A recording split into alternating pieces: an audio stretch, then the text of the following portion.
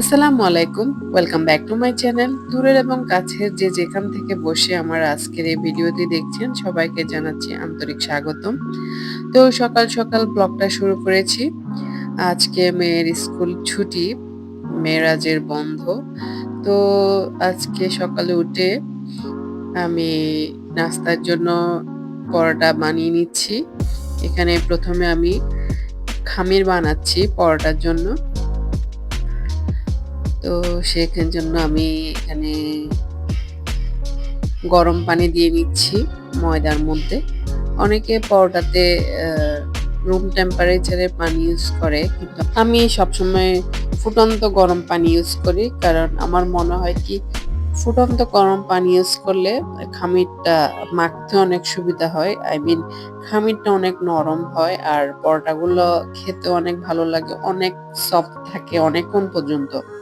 পরোটা সফটনেসের জন্য ময়দার সাথে অল্প কিছু তেল দিলেও কিন্তু মাখানোর সময় অল্প কিছু তেল দিলেও পরোটাটা অনেকক্ষণ সফট থাকে। বাই দ্য ওয়ে, আপনি যদি আমার চ্যানেলে নতুন ভিউয়ার্স হয়ে থাকেন তাহলে প্লিজ আমার চ্যানেলটা সাবস্ক্রাইব করবেন আর পাশে থাকা বেল আইকনটি অন করে দিবেন। আর যদি আমার ভিডিওটার কোনো অংশে যদি ভালো লেগে যায় তাহলে প্লিজ লাইক দিতে ভুলবেন না।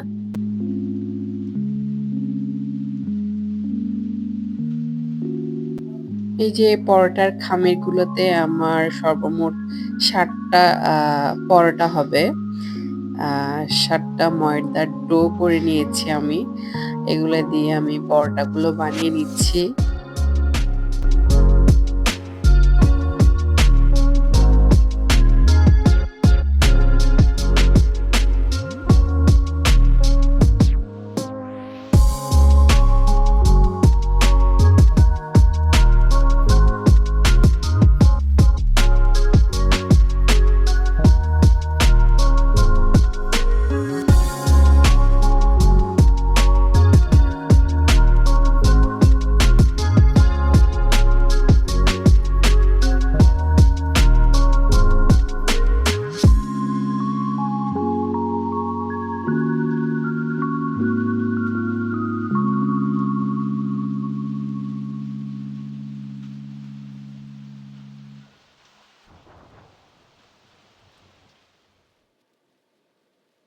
পরোটা বানানো শেষ, এবার আমি ঝটপট ব্রেকফাস্টটা করে নিচ্ছি।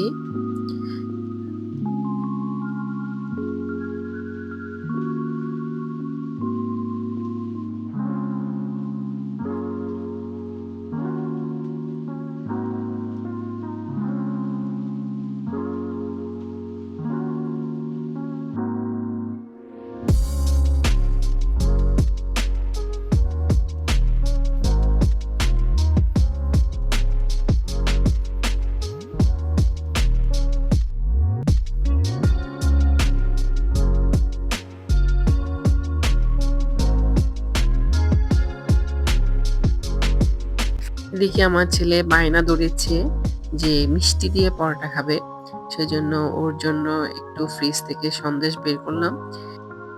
খুদের ভাতের সাথে তো অনেকেই পরিচিত আছেন। চাল ঝেড়ে পরিষ্কার করার পর যে চালটা অবশিষ্ট থাকে সেটাকে খুদের চাল বলে। এই খুদের চাল দিয়ে কিন্তু অনেক মজাদার একটা রেসিপি করা যায়। খুদের বওয়া ভাত বা খুদের ভাত এক এক অঞ্চলে এক এক রকম বলে থাকে এটা। তো তারও একটি রেসিপি আমি শেয়ার করেছি আমার কুকিং চ্যানেল আরশিস কুকিং ডায়েরিতে। আপনাদের যদি ভালো লাগে তাহলে ভিডিওটা দেখে আসতে পারেন।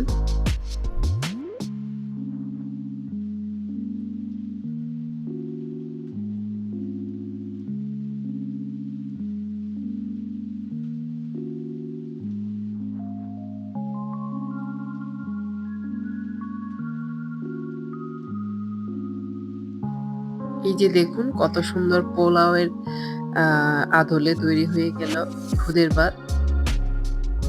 এই খুদের ভাতটা আমি বিভিন্ন রকম ভর্তা, ভাজি এটা দিয়ে সার্ভ করেছি। এখানে ছিল ডিম ভাজি, ধনিয়া পাতার আচার, বেগুন ভর্তা। এই যে দেখুন এই মাছগুলা আমার হাজবেন্ড আসার সময় আই মিন অফিস থেকে আসার সময় নিয়ে আসছে। ওর কোনো এক বন্ধু ওকে দিয়েছে। তো এর কিছু আমি আ জ্যান্ত ছিল, জিয়ে রেখেছি। আর কিছু একদম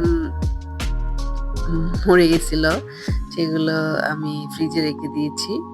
আর বিকেলবেলা আমি কিছু বড়া বানিয়ে নিয়েছি, ঝালের বড়া।